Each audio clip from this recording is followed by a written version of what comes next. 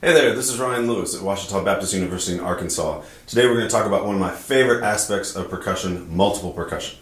This is one of the first in a video series for Black Swamp Percussion. We're going to talk about multiple percussion, setup and positioning, choosing instruments and sounds, choosing sticks and mallets. I'm going to give you some performance tips for learning and then performing your multiple percussion piece, and then we're going to end with the performance. So let's start with the what, the how, the why, and the where.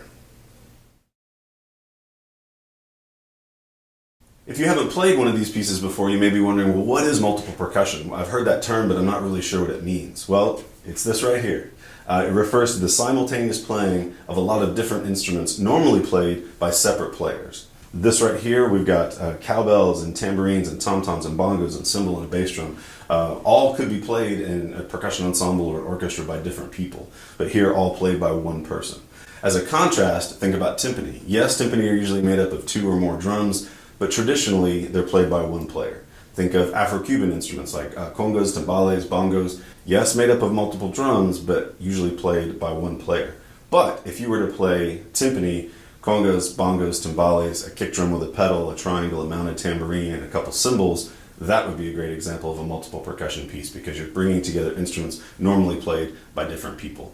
In fact, the very first drum sets of the early 1900s could be considered some of the first multiple percussion pieces because they took a bass drum, a snare drum, cymbals, and tom-toms, put them all together and played them all at the same time, all instruments traditionally played by different people. Now for the how. How did this happen? Where did this come from? Whose idea was this? Well, going back to those early jazz drum sets, musicologists think that those inspired the very first multiple percussion part, which was Igor Stravinsky's The Soldier's Tale from 1918.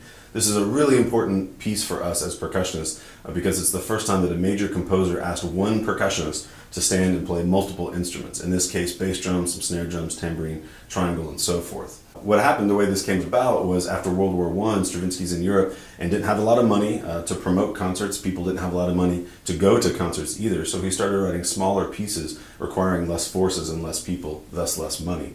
And so he actually was inspired by American jazz and the instrumentation of the American Jazz Band, and so he wanted for this piece, The Soldier's Tale, one person to stand and play all those instruments at the same time. What's really, really cool about this is Stravinsky may be one of the very first multiple percussionists ever because he went to a local music store and brought those instruments home and actually practiced on them in his house to compose the piece.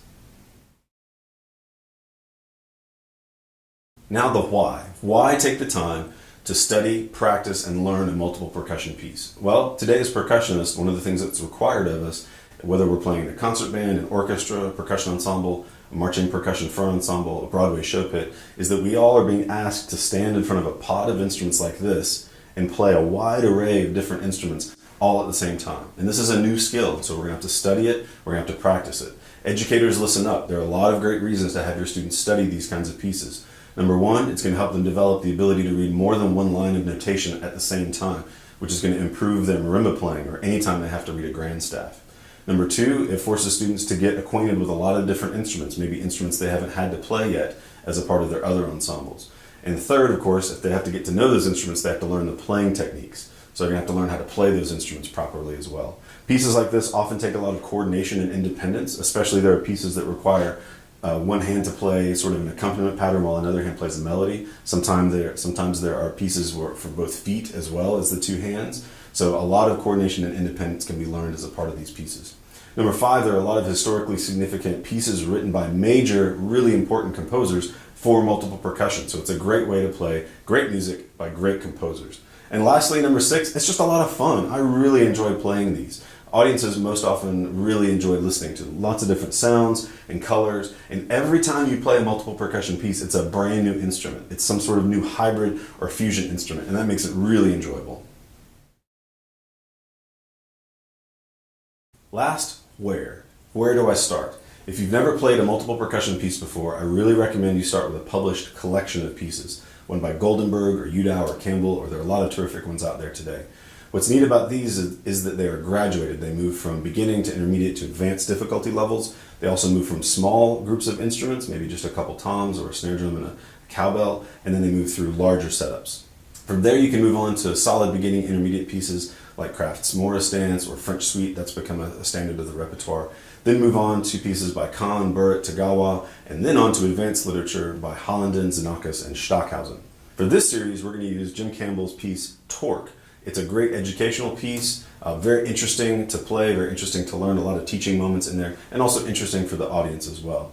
Directors, listen up for this. This is great. Jim did a really neat thing. He used the same instrumentation for a series of multiple percussion pieces. What that means is that for you and your students is that you can set this up maybe in the back of your band hall, your orchestra hall, in a practice room, in a studio somewhere, and you can have a lot of different students playing a lot of different pieces, but all from the same setup.